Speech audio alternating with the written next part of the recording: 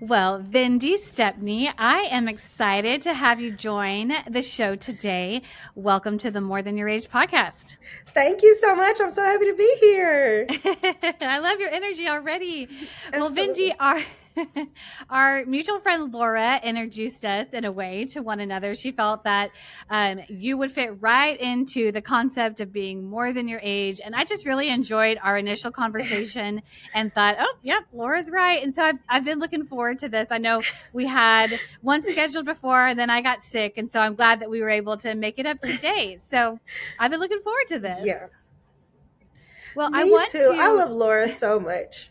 Isn't she great? She listens too, so we could just brag on her. We love you, Laura. She's incredible. We love you, girl. She's incredible. But yeah. Well, so I want to start us off and have you share. You are a singer. You traveled as a singer, so I'd love to have you share just how you got involved in traveling as a singer, and then when you started singing as well. Okay, so yeah, I'm a singer, songwriter, and producer from Dallas, Texas. I started actually in ministry when I was like 15 years old. So I come from a church, from I guess a family full of singers and pastors and deacons and preachers and stuff like that. So it's just our culture. We kind of just grow up in church and stuff like that. So it was. I just kind of started singing in the church. We started there, and then my sister was kind of training me up to be her, co-singer with her. So we decided to start a group. And she went to my mom and she was like, we want to be serious. We want to be, like singer songwriters. And so my mom, the manager that she is, she went ahead and she just started booking all kind of events and gigs. And so by the time I was 15, I was going on college tours, doing full out ministry events every single weekend for like 10 years straight. So we were on the go for many, many years. And so we've been on a lot of different platforms. But yeah, that's where we started. We started from the church, and then we went from 15 years old on. Wow. So how did she find, like, did she just know, okay, I'm just going to reach out to whoever and say, okay, I've got my daughters, they can sing. You want them?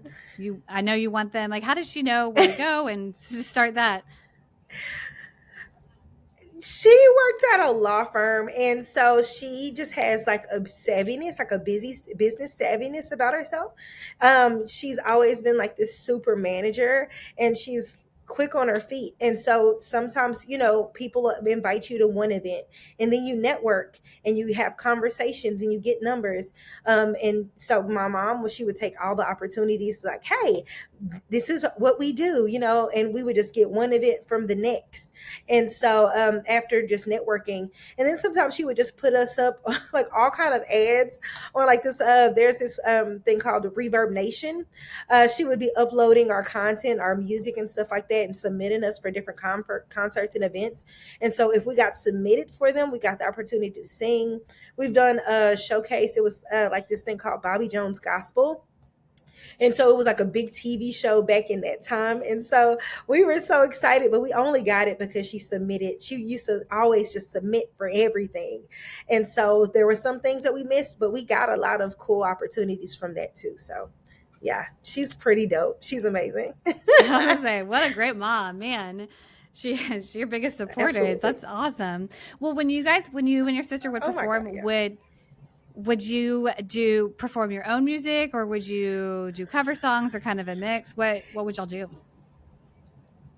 So the before I was a super singer, I've always been like a songwriter, and so music have always it's just always come natural for me. And so I can't remember a time in my life where I haven't written music or written songs or anything. So yeah, I just always been writing songs. And so we actually, our first time singing at events, we would sing a cover of somebody's song. So basically that's just me singing somebody else's song.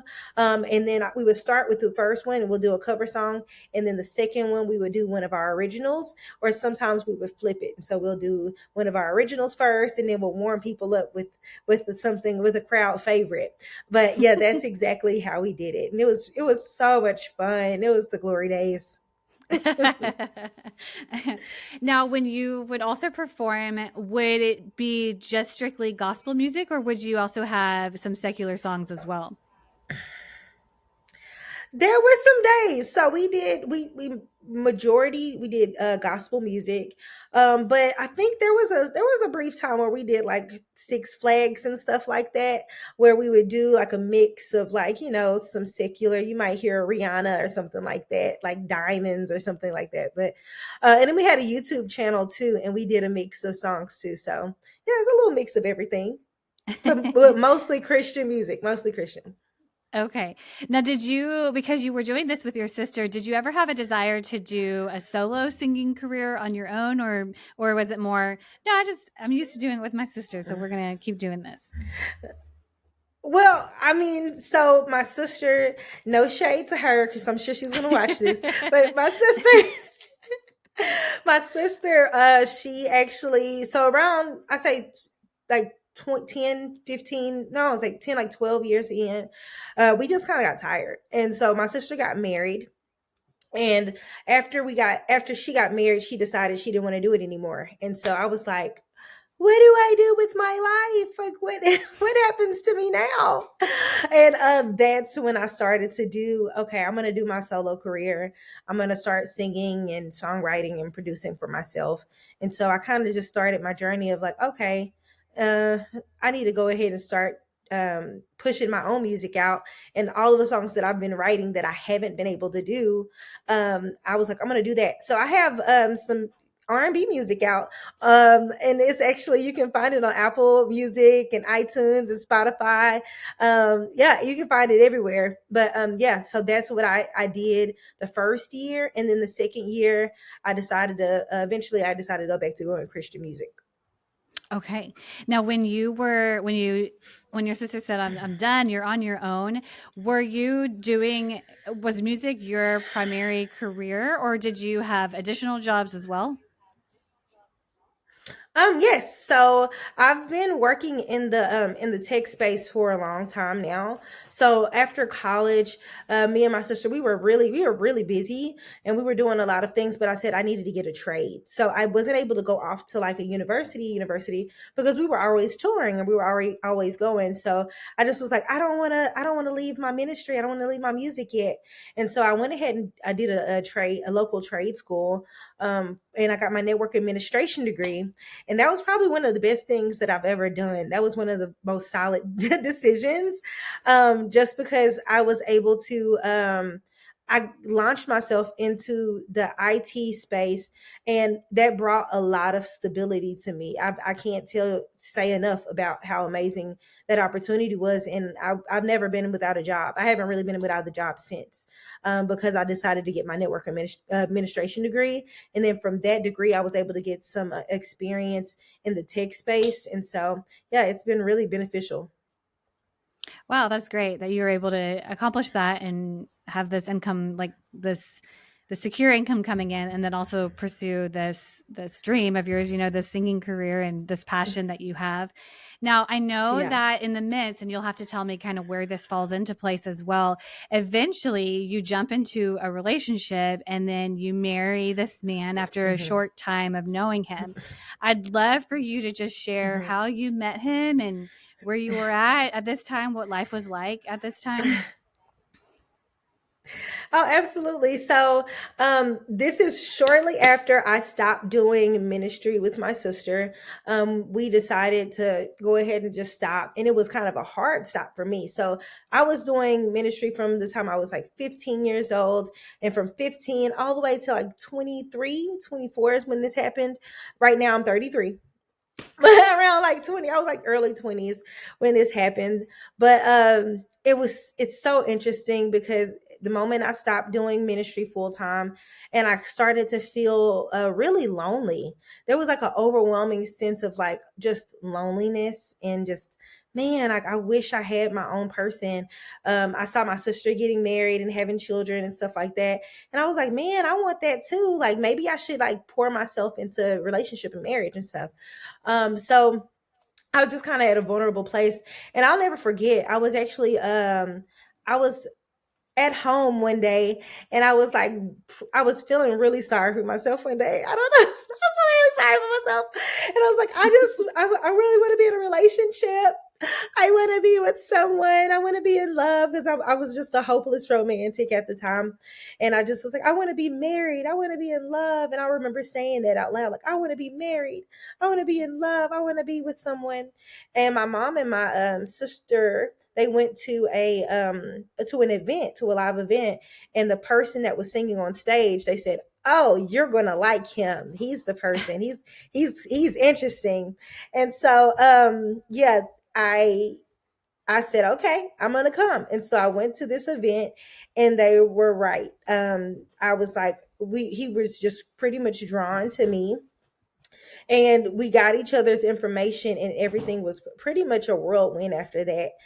We He went straight in like that next week. He was like, "Let me take you on a date. I want to court you. I want to pursue you." And so he was a singer and he was a minister too. And so, yeah, he went full in, and he was like, "I want to pursue you. I want to court you," using the Christianese words of like, "I want to, Mhm. let's court and pursue," and all of these things. And I was game for it because I really wanted to be in love and I really wanted to be in a relationship. And then he was in ministry too. And I thought that that was like, okay, that's very fitting. Maybe God is answering a prayer that I've been asking for. There's something that I really need. Well, along in our relationship, uh, we moved extremely quickly in our relationship, and there were some red flags along the way, but I just noticed that he was like, "I want to pursue you. I want to do this quickly. Like, let's not waste each other's time." And so around like even like a month in, he was just like looking for apartments for himself, and I thought he's just looking for apartments for himself. And we're at he's like, "Hey babe, can you come and visit, come with me to this apartment complex?" And I'm like, "Oh yeah, I'll come with you. Like, I'll just go and like look with you at these apartments." I'm thinking they're just for himself. And the people that are coming in, they're like, "Oh yeah," so they're directing more questions towards me. And I was like, "What's going on here? Like, what's happening?" Like, what's happening? What's going on? And so eventually I kind of was like, "Okay, so what's happening here?" Like, I feel like they're directing a lot of questions towards me, like it's my apartment, or like it's going to be.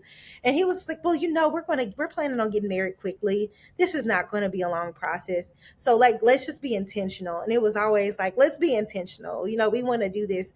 Let's get into this relationship. We're going to be living together soon." And he had children at the time, so he wanted to provide some stability for them. And so I was like, "Okay." And I had heard a little bit of that story too, so I was like, "Okay, well, I'm down with it. If this is what God is calling me to do, I'll do it." And of course, I was still coming out of a place where I was being, just for context, I was coming out of a place where I was being very productive in ministry, to a place where there was no ministry and there was no doing anything. It was really mostly just like, "Oh, my life is quiet now." And Mhm. so I think that hindsight, I think that there was just a sense of purposelessness there.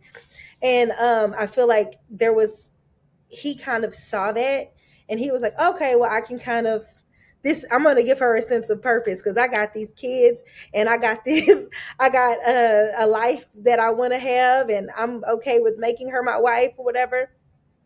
But yes, long story short, we get married pretty quickly. And I lost some friendships. I fell out with some family members, and because there were some people who said, "Oh, this is crazy, Ashley. What are you doing?" And for some reason, I just couldn't see. It was just, I don't know. I don't know if it was me being in love, me being young, me not having a sense of purpose at the time. But I was so fresh and so new, and I had a really pure heart posture at the time. So I just couldn't imagine this going wrong. I was like, "Oh, there's Mhm. no way this could be anything wrong." But after we got married, I remember the day of our wedding, I had like a really eerie feeling, and I was like, Mm. "Lord, what is this? What is this feeling?" And so he called me that morning, actually, of our wedding. And he was like, "Hey, are you sure?" And I was like, I went into total like protection mode. Like, no, like I'm positive. Like, I know that this is what the Lord is has for us. Like, this is we've planned this whole wedding, in a short time. Like, don't back out of it now. Like, we've done it basically now. So let's not walk away right as on our wedding day. That's kind of crazy. My mom has invested all of this money in this wedding. Surely we're not gonna just walk away from it. But I kind of that was one of my biggest red flags, even, and my encouragement even to the viewers that are watching here. um you know they're going to, if you're in a relationship that you shouldn't be in, and if it's really quick, going really quickly, um ask yourself, why is it going so quickly? Like, why does it have to be now, now, now? But that was something that I really learned from that experience. Is like, first, when you see the red flags, take a second, breathe. You don't have, if you feel like you have to rush into it, it might not be God. It just might not be. But yeah, so we got married that day, and it was just the the wedding was nice, but the reception, the way everything kind of fell out, it was it was probably one of the worst days of my life. And I Oh. remember feeling super alone at my wedding. Yeah. But I wound up feeling super alone at my wedding, and feeling like, wow, I'm at this table where everybody's here for me, but I feel like I'm by myself. And it's because my partner was running around, he was doing all of the things. And even it was at a point where, like, there was just things that are just falling apart at the reception, where my mom and my sister and my best friend had to go out and they're trying to fix issues with the reception because we rushed it. We were doing everything so quickly. um it was very, very, very traumatic. Next day, we go on our honeymoon, and I noticed we're getting hit up by everybody. And I noticed that everybody's kind of texting us, and there's, I don't know, there was just, I was like, I didn't know what it was. And I'm not a big I'm gonna check your phone type of person, but I just could kind of tell everybody was trying to collect their money for for the wedding. And I was like, Mm. okay, everybody's trying to check and see where their money is. I'm a very integrous person. So I'm just like, okay, we're gonna make sure it's all taken care of. Like, but I wasn't in charge of a lot of some of the things for the wedding. He said he had it, and he had everything in control. So I was like, okay, I'm gonna trust him that, I'm gonna trust my husband that he has everything in control.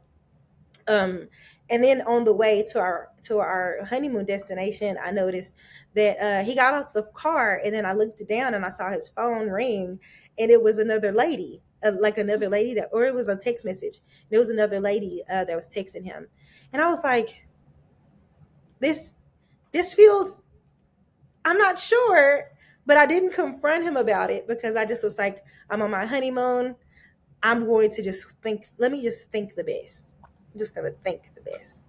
Mhm. So, yeah, his personality flipped as soon as we got as soon as we got married. He was doing these gigs and stuff like that, and then there was times that he just wasn't coming home. And not instantly. It was okay, maybe for the first maybe for the first 2 weeks, 3 weeks, month maybe. But slowly his personality started changing to where, he was like,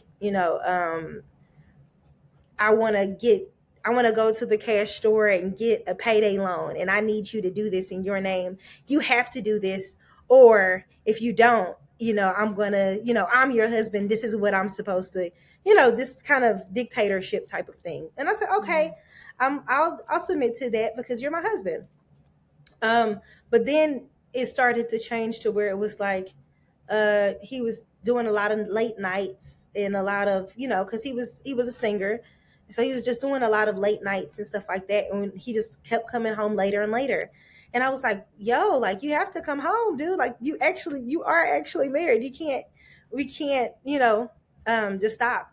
And then it goes into, he just stopped paying the bills. like all the bills at the house wind up just resting on me.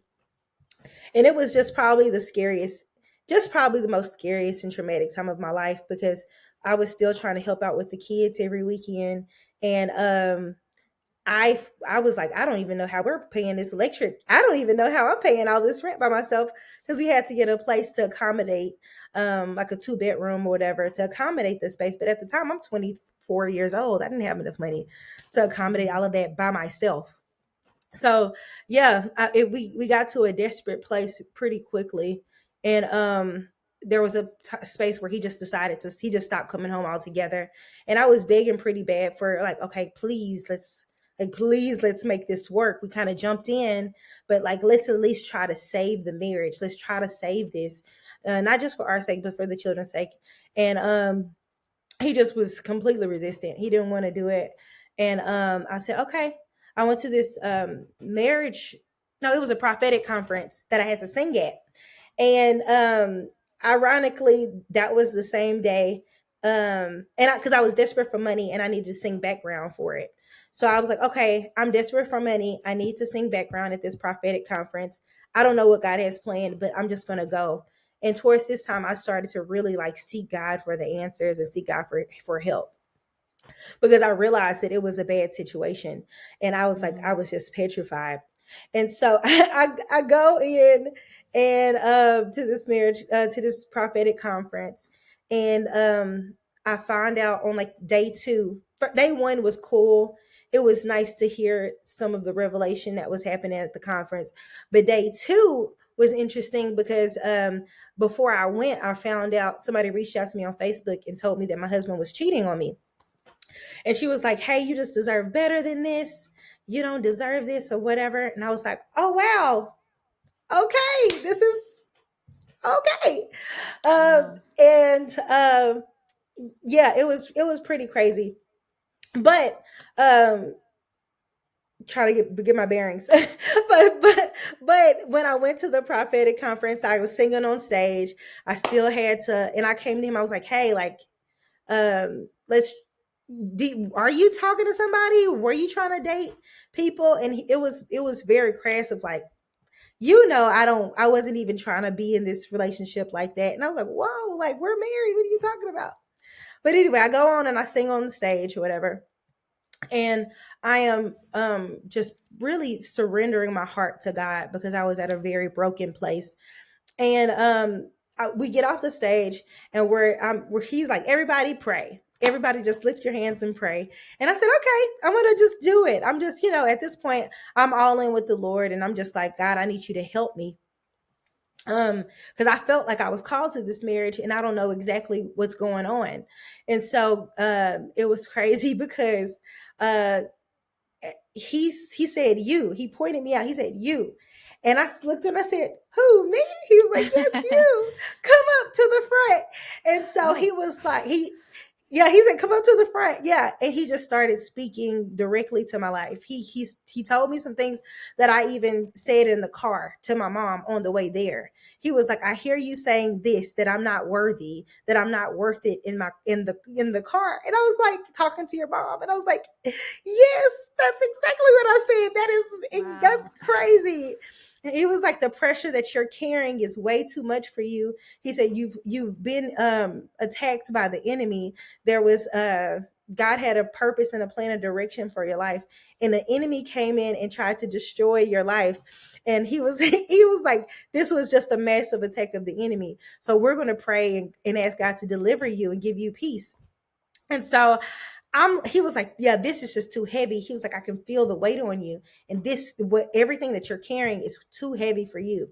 And so he prays for me, and I feel a release come off of my shoulders. I'm bawling at the front of this church. And I'm just like, God, please let nobody know me, because this is just so embarrassing. It was so embarrassing. I was like, oh my God, Lord, help me.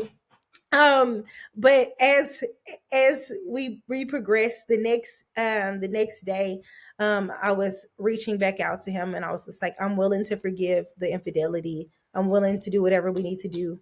Because around that time, I had asked God to show me to love him as I said, Lord, help me to love him the way you love him. So even as he was doing whatever he was doing, I just was like, Lord, it's not even about what he's doing. Help me to love him through all of this. And I mind you, I wasn't perfect. I'm not saying I was a perfect person in the marriage either, because I just had never been married before. But I wasn't doing anything crazy like that. Like, it was Yeah. nothing crazy. But yeah, I was begging God, and I was begging him, and I realized that I wasn't getting a response. And one day I was even but anyway, let me go back to when I was talking to him. I came back the next day. I talked to him. I said, Lord, I need either my husband to come back, because it was a time where I had to pay my rent and I just didn't have the money to pay it. I said, Lord, I either need my husband to come back, or I need to find a roommate to come and help me pay my rent for the next month. I was like, Lord, I need you to either restore this, because I'm scared and I don't know what to do. So the next day he asked me, from the prophetic conference, the next day, he was like, I want a divorce. I'm tired. I don't want a divorce. I don't want to keep on arguing with you, going back and forth with you about making this relationship work. Let it go. Wow. And I said, okay. I was like, okay, well, okay. I was like, I'm gonna let it go. And this is the day after I'm at this conference. I'm like, okay, I'm gonna let it go. And so I said, okay. And I started filing the divorce immediately. I was like, okay, that's fine. I'm gonna get out of this. Hmm. But ironically, that same day, my brother-in-law's sister needed a place to stay. And she came up with the other half of the rent Wow. by the end of the week. And so I had made a very clear request to God, and I said, Lord, I either need you to save my marriage, or I need you to send me a roommate. And literally by that Saturday, the Lord had blessed me with a roommate, and we stayed, me and her. He left, and honestly, she was a beautician. So she helped, because I my confidence was shattered, everything was shattered after I went through that kind of traumatic situation. She came back and she just loved me back into condition. She just loved me so much during that time, and she helped me get back on my feet. And yeah, she just was a great support to me while I was going through that divorce or whatever. So yeah, we quickly got divorced, and I just never heard from him since. Like, I haven't talked to him in 7 years. It's been 7 years now. But yeah, yeah, that was crazy.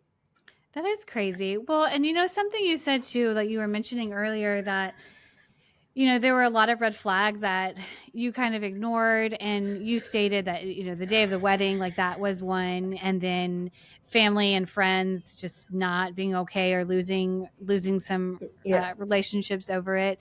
Were there other red Mhm. flags that you were like, oh yeah, like looking back now, like, yes, that is absolutely one, or was it more of the ones that you kind of already shared? Oh no, there were more red flags. There were more red flags.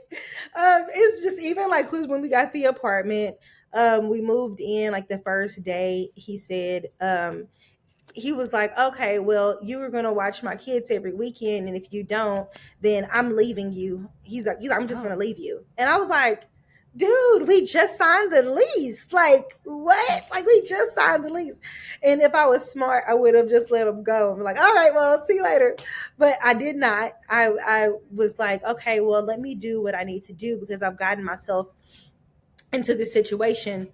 And what I will share with you guys is that I was talking to my sister one time, and my sister, she's prophetic, which means that she just gets insight from the Lord.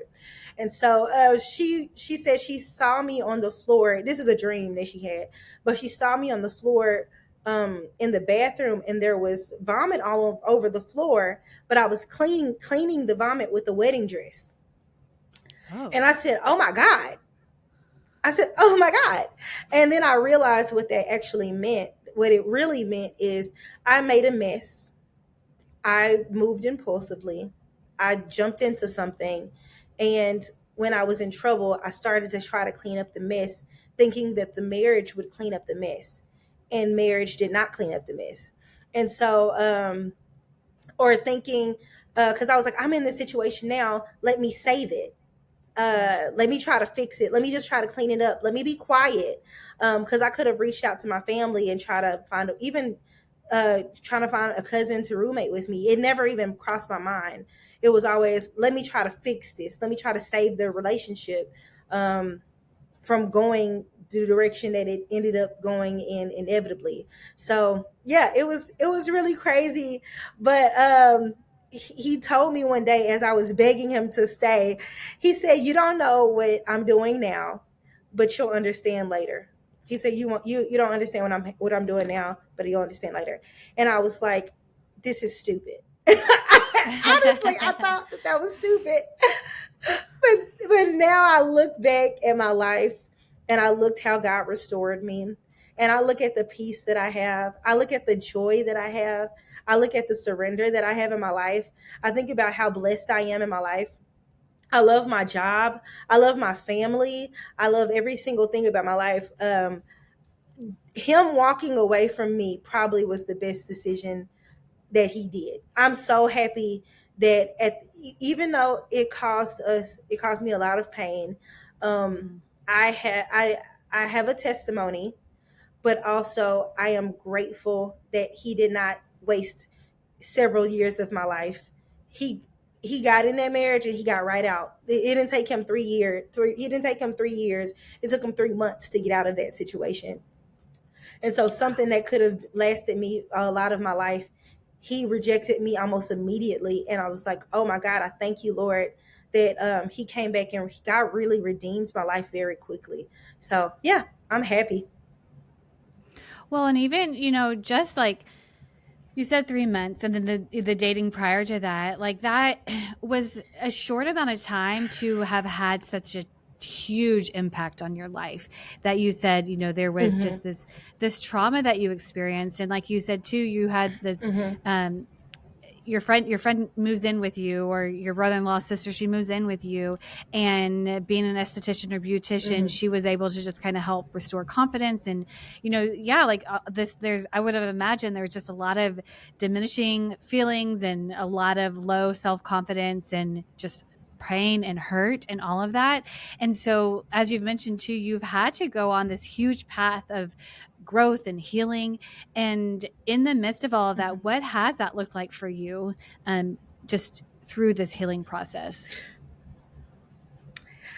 I basically through that trauma, I just really dove into ministry like never before. So not ministering to other people, but I just went searching for God. To be honest with you, because there were so many things I couldn't even explain. How that man knew all of my business, and how he just told me everything about myself. And I just was like, okay, I need to return. I was like, I need to return to God. Like, I need to go and see actually what was the meaning of all of this. And so I went on this long, really self discovery, and actually I really struggled. I struggled for about a year or two after that happened to me, because um I just was in depression. I was really depressed, Yeah. and I went through a season where I was just like, I don't believe that this has happened to me. My parents have been married for 32 years, and so I never thought that this was something that was gonna. I don't know. I just never thought that was gonna be my story. But once I was able to come out of the depression and I realized that everything was working for my good and not against me, I started to look at, I think it's like Psych Go on YouTube. So I was like learning about emotions and feelings on YouTube. I went on this deep dive of like, you know what, I'm gonna go and look up. I'm gonna really get into my Bible. That's around the time when Michael Todd, he was coming out with his relationship goals series. So I was really into watching Transformation Church, and I was just watch sermon after sermon after sermon after sermon. And that was my life for a while. It's like I just was like, I'm just thirsty for God, and I just need him to help me. I need him to give me the answers that I need so I can get restored and filled up. And really, some days that was the only way I could get filled up, is working and listening to sermons and reading my Bible and trying to just get myself back together, spending time with my family, because my family was a really big support system. Even after I got divorced and stuff like that, my family, they were there full throttle for me. So absolutely, it just took a while, but after seeking the Lord and after putting my prioritizing myself, getting like having being wise and learning from my mistakes, and even after I remember a time in my marriage where God said, I was sitting on the floor in the closet, and the Lord said, "Is this what you wanted, far as marriage is concerned?" And I was like, "No, God, this is not what I wanted. This is not what I wanted." And because I just wasn't happy in my marriage. um the I realized is as soon as I got divorced, God showed me over and over again. There was like 2 weeks of God just showing me everything that I did wrong. Just like boom, boom, boom, boom, boom, boom, boom. This is because I genuinely didn't know, but it's almost like God just lifted a veil from my eyes and he was like, "Hey, this is what happened. This is what you did wrong. This was an opportunity. This was an opportunity." But I know the biggest thing that I learned from that was that marriage was an idol for me. And so I wanted to be married and I wanted to have a sense of purpose, more than I even wanted, maybe even the will of God, or trying to be in the will of God.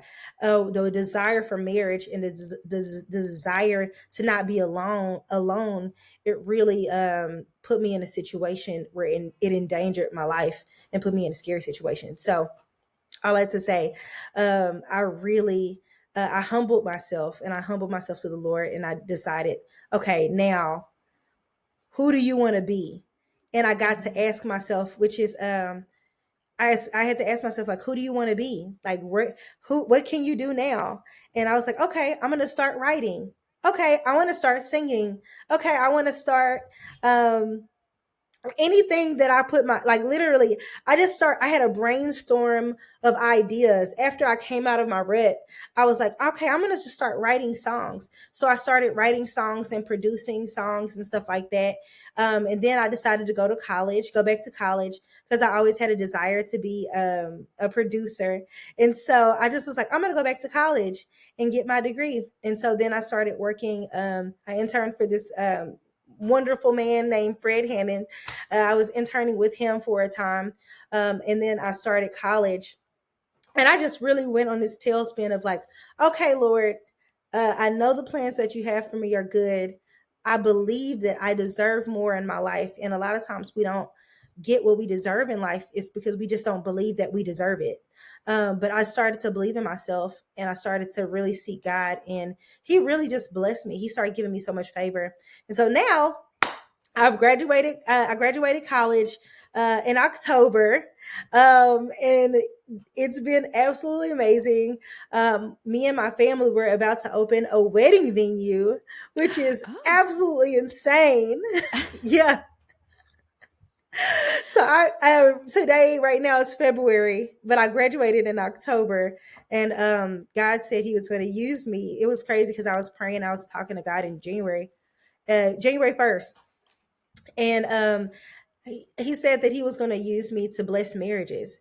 And I said, why me? I was like, why me? Because I have this interesting testimony of going through trauma behind a marriage. Why would you choose me to do that? But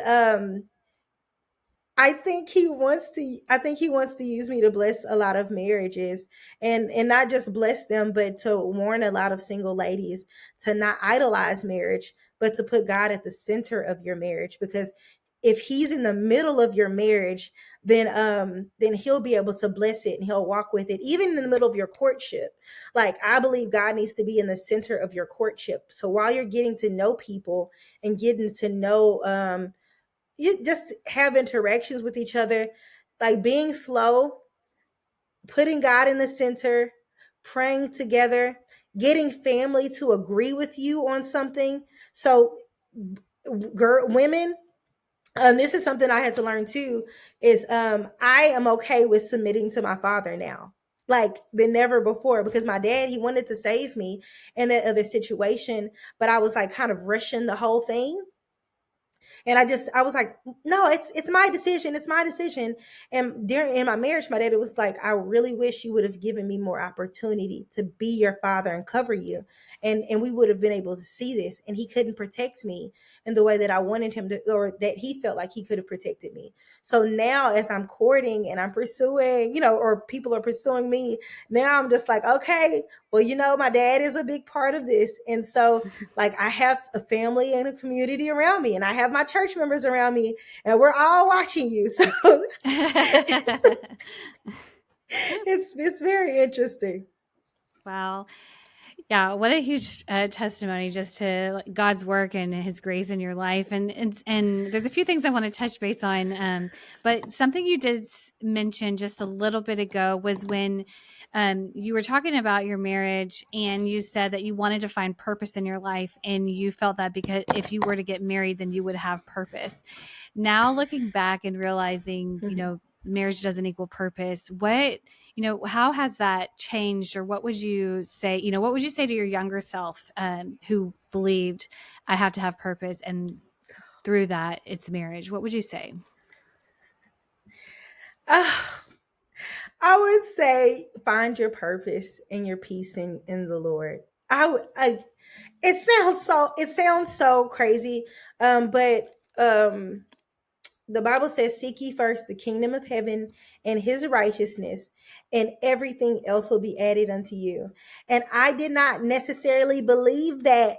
I was like, I'm a make it happen type of girl. So whatever I want, I can make it happen. But like I'm like, let's go. I'm going for the races. I've been on tour. I've traveled the world. I've sung in all of these places. And I was so used to making so many things happen for myself. But I realized that marriage humbled me in such a way to where I realized that I'm not in. I could have walked away, um, but I'm not in control of everybody, and I'm not in control of everything. I realized, seek ye first the kingdom of God and His righteousness, and everything will be added unto you. And I didn't believe that scripture. I really didn't. I didn't take it to heart, but I learned with time is that if you really seek the Lord and you pursue Him, He will give you the desires of your heart. And typically, it's bigger than anything you can ask, think, or imagine. So, for me, even I've always loved weddings. My mom, she was into the wedding business when we were children, and I just never could imagine, okay, I'm going to own a wedding business, or I'm going to own like my own venue. I would have never even thought to even think of that. But God has already given us so much favor. We just started looking for a venue, and we found the venue easily. Like God has just given so much favor when it comes to doing that. But instead of looking for a marriage, or instead of looking for purpose, I just started seeking God. And when I started seeking God, He showed me everything that He wanted me to be. He revealed to me who I am and who I'm called to be. He reminded me of my purpose when I was low and I was having moments of like, I'm not sure, or doubt. But yeah, that's what I would tell myself when I was younger. I would really try to push that point of, seek ye first the kingdom of heaven and His righteousness, and everything else to be added. Don't think about the house. Don't think about the home. Don't think about the family. Don't think about the children. If you can get to God, then you'll have everything. Yeah, that's great. And it's so good for anyone else who finds their purpose, and whether it's marriage or career or home, like that's just a good answer for anybody in any type of situation. Well, something else you said too, just a little bit ago, was that you got your degree in October. You said October, right?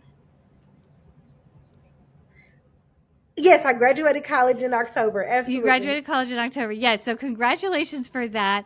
And I know Thank your you. degree. Yeah, that's a huge accomplishment. It was audio engineering and network administration. So, that's not a common degree for women as well. Why, you mentioned too before that you you had I guess tech school for network administration previously. So why, I guess, Yeah. audio engineering for producing music, do you see that most women, there's a lot of women that pursue this, or not so much? How have you had to push yourself towards No, these it's degrees? it feels like a male dominated space. I was working with a lot of male producers, and I just noticed that I just loved doing the producing part. I was like, man, I want to learn. I always really was in awe with what they were doing, and I was like, man, I really want to do that myself. Like, I want to. Be able to control things and control like the audio and stuff like that and the vocals, and I could always, like, all the time, I could always hear all of the parts, and I was frustrated with just not knowing how to do it myself. So instead of being like, keep on paying other people to do it for me, and then making, like, trying to sing out the songs for them to get exactly what I wanted them to do, I was like, let me just learn how to do this myself.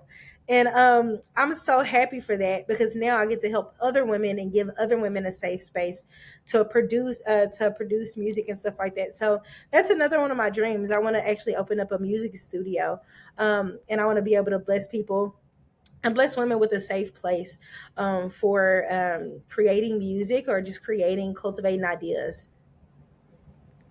Yeah, that's wonderful. I love it. And like you said, you wanted to do it for like be able to produce your own music, and then there's you tell somebody, hey, I want you to sing it this way, but then you're like, well, if I can make it work for myself to do it exactly how I want to, why am I not going to do that?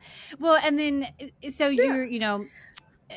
you just shared too that you're about to open up this wedding venue and then music producing. And so where do you see just like this next season? What does this look like for you? Share any more dreams that you have or different projects that you have coming up. I'd love to hear that. Well, right now I have, you can go to thevendiproject.com, and you can actually see, where you can find my music. You can find me on Instagram. My name is Vendi Ashley on Instagram, and I keep everybody updated with what's going on. But yeah, so I have music out right now. I have a single called "In the Room," and it's my latest single. I released it in September, but it's actually just talking about, in the darkest place of your life, God is always in the room. He's always been there, and He's never left you. And so, I absolutely love that song. It's so much fun. And then the song before that, it's "Breathe on Me." And I actually wrote those songs during that, like, after that, crazy situation. I wrote it, and I was just asking God to breathe on me, breathe life into me again, give me a fresh outlook. And it was healing for me. I played that song over and over and over myself. And I really think it'll bless anybody who's going through something. And they just need God to breathe on them. And really, for me, it was prophetic. It was like a prophetic declaration of God. If you just breathe on me, then everything will be okay. Like, I'll be able to face tomorrow. I can face life if you just breathe. So yeah, I have a couple singles out. Go look it up on YouTube. Look at And my you. name is That's Vendi, so Vendi. yeah, we got to check those songs out. I need to want to listen to the one that you just meant. Well, both of them or all of your music, but that last one in particular just sounds like it's very touching for you.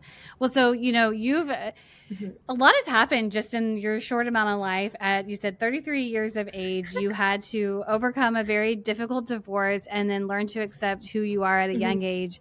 That you are more than a divorced Mhm. woman, more than a single woman, more than a Mhm. woman in tech. Just more than your age basically. And so why is this message of being Yeah. more than your age or more than your particular season in life important to you?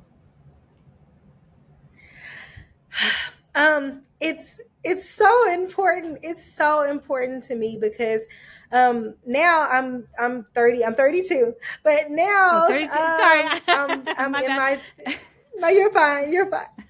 You're fine. But, I man, the older I get, the sweeter life becomes, because I know who I am, and I know where I'm going, and I'm more decisive about my life. And so I I love my life now, but it's because I'm being intentional with it, and it's because I'm doing the work on myself, and I'm doing a lot of healing on myself. So I'm not pointing the finger at anybody else. The life that I have is because, It's because I've surrendered to the Lord. And it's because of the favor of God and the grace of God. And so, yeah, I'm not my age, but the older I get, the more wise I am and the more wisdom I carry. And so, yeah, I just love the fact that we can always get into new situations. We can always take a chance on ourselves. And we have experience now to be able to back us up. And it's a beautiful thing to be able to have life experience and wisdom and knowledge on how to do really fulfill our dreams now. Yeah, absolutely. And I love too that you're not letting um, a really difficult situation. I mean, I know you had to work through that, but not letting your age stop you from one, getting a degree at, at the time you were 31, and then now pursuing this wedding venue business and then wanting to produce music. Like you're chasing after these things and not letting your age stop you or your season in life prevent you from that. And so I think that's really encouraging. And I've got my last question for you, Vendi, which is a question that I love to ask all of my guests. And so I want to hear what you think as Mhm. well. So, if you could encourage one woman Mhm. who does feel blocked or limited to pursue a dream or a Mhm. goal based on her age or life circumstance, what would you tell her? Mhm. I would tell her that you can do anything. You can do anything. I struggled with self worth for a long time, but I realized that you are necessary. Your life, it matters. Everything that you say, everything that you do, it matters to other people, but it really matters to God. And God has never left you. He's never forsaken you. He really cares about you. And so, remember, God loves you. And if even if you don't remember it, here he's introducing himself to you. He wants to have a deeper relationship with you. And um just discover who you are. It's completely okay with taking a chance or a risk on yourself because you're worth it.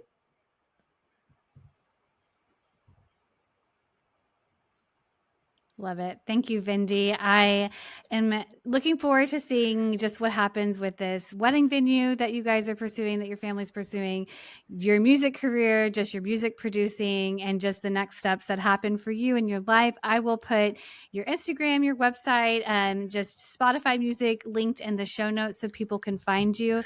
And I just appreciate you joining the More Than Your Age podcast, Vendi. Thank you so much. Thank you for having me. It was so much fun talking to you today. Likewise.